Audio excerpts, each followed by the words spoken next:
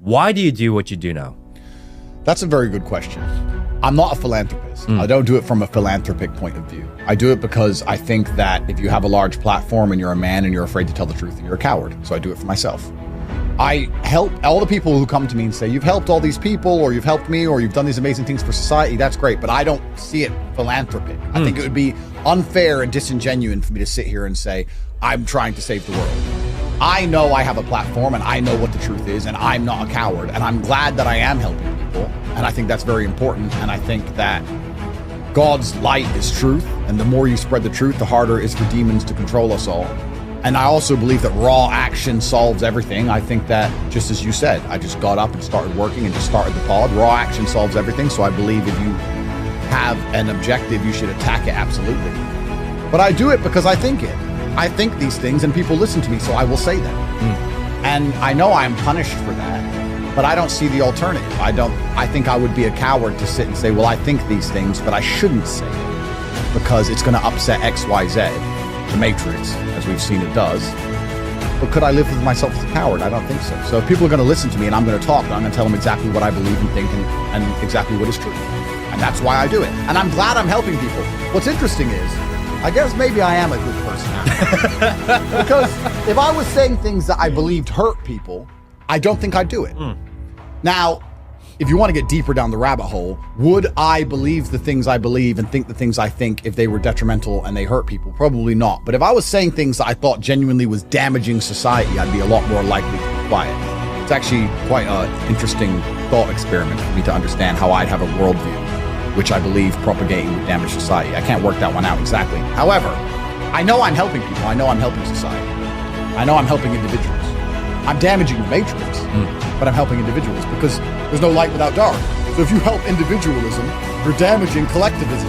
There's no other way about it. If you say to people, I'm gonna tell you how I think, and it's gonna make your particular life better, and it benefits that one individual, that's bad for the ant farm. You don't want one ant to stand up and say, this is garbage. You don't want one ant to say, I'm tired of carrying dirt. This is stupid. No. So I understand what I'm doing is good for the individual and it's bad for the Matrix as a whole. But I'm just telling my story and things I've learned and things I've worked out. And it's very interesting you said about this book. I haven't read a book since jail. I don't read books ever. Everything I say is just me learning the hard way. And I guess I'd like some people at home to learn from my lessons and perhaps they can get some of the benefit without such a hard time. But we'll see how it goes. But we're in this war between good and evil. Yep. I truly believe that. Yep. It's your perspective, your purpose. Well, it does make me braver. It makes me braver because it makes me feel like my suffering's worthwhile because I am suffering. I want everyone at home to understand that I don't need to do, you're right. I don't need to do any of this. I don't need money. I don't need the views. It's detrimenting my life. I've lost millions and millions of dollars and I've gone to jail and all my banks have been frozen and they're trying to put me back and all of this is happening. But I think when you ask who our enemies are, I don't think it's as simple as naming a family or the deep state, etc. I think the enemy is deception. Demons operate from the dark, and we're living in a world which is built on lies. Every single thing is a lie. Everything they tell you is a lie. Every system you're supposed to believe in is corrupted to the core. And I think if you're going to make or build a correct society, a fair and just society, you should at least do it under the guise of truth. If you're looking at a chessboard and you have to decide the move you want to make, well, you want to understand the chessboard first. You have to analyze the chessboard and see where the pieces are. We can't do that now because the entire chessboard's cloaked in darkness. You don't know how the legal system works. You don't know how the political system works. You don't know how the financial system works. So when they come along and say, we need to do this for the good of society, how can you even make that decision when you haven't even seen how society functions? So I think if you just tell the truth about everything all the time, from there, perhaps it would be chaotic for a while as the Matrix breaks. It's very likely. But at least if you tell the truth all the time, you have a fair starting block. You have a clear chessboard from where you can decide what moves should be made for how society should function. And we're all humans, and humans are fallible. None of us are perfect. We're making mistakes, and we've built these systems to keep some semblance of peace and serenity amongst society. And we've done an okay job for a while. But I think now we're entering a stage where the highly politicized judicial systems, along with the highly politicized medical system, along with the highly politicized financial system, along with the highly politicized, we're getting to a point now where everything's about to crumble. And I think it's very important that everyone understands the truth of how the world operates before that happens. And my hope is that we can build a new system, or there's a new age and a new world where things are genuinely fair and just. I don't want to go on, but just for everyone at home, if you think the law is fair and just, you're going to learn the hard way that it's not. You're going to learn the very hard way. You can go into any jail in any country in the world, and you'll find people who got screwed by their lawyer or screwed by the system. Black, white, rich, poor, everybody. And of course, everyone thinks of the police and the judicial system as somebody kills someone, police catches them, goes to jail. And they do that well, and they're supposed to. But there's also the innocent guy who forgot a number on a piece of paper once in 2001, and his life's over. So, and especially if that person's a conservative, then he's really in trouble. Yeah. So it's difficult. And I'm kind of scared because I say all these things about how the matrix is cracking. We need to build a new system. But it's happening in direct correlation at exact the same time as AI is taking over. And I'm kind of scared that AI is going to enslave us all now. I'm kind of sitting there going, well, if all the current systems break and they rebuild them, they're going to rebuild them with the new technology. Of course, they always would.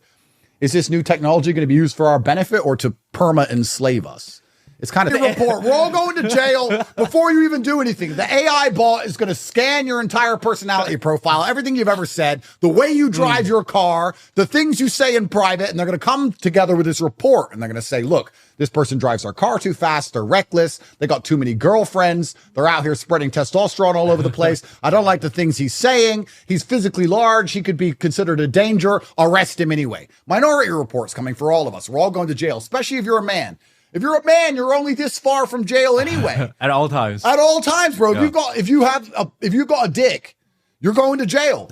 You could be in any state in America. It doesn't matter how conservative the state or how red the state or how right wing the state. You could be in any state in America. If a girl walks into a police station and says 6 years ago this man abused me or raped me, and with no evidence, she can't even remember when, you're getting arrested. And if you have a job, you're going to lose it. And if you're famous, it's in the papers and your life is over. You're this close to jail anyway, sir. You're this close. Your entire life, you're skating this close to jail anyway. You think when they get AI, we're not all perma fucked? I think we are, because prevention's better than cure. And they're now learning as they're trying to cure this cultural revolution, because the prevention was keeping us all banned. Now we start to get a bit of freedom of speech. They're now trying to cure this cultural revolution with disinformation committees and internet safety bills, etc. But they don't want to cure it. They want to prevent it.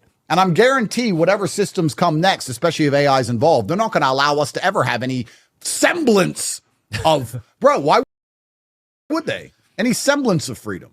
So when I think about AI, I think about the social issue of the next generation.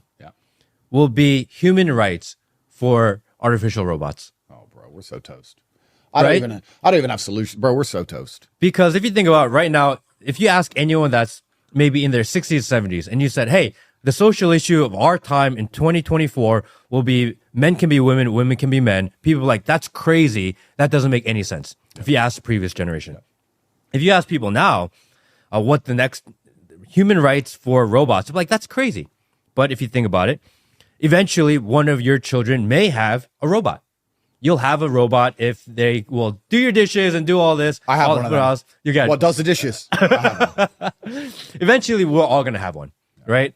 And as technology gets better, they're going to look more human-like, right? Because that's what everyone in technology does. They try to make the voice better, the look better, because you don't want them to be so weird-looking. They don't want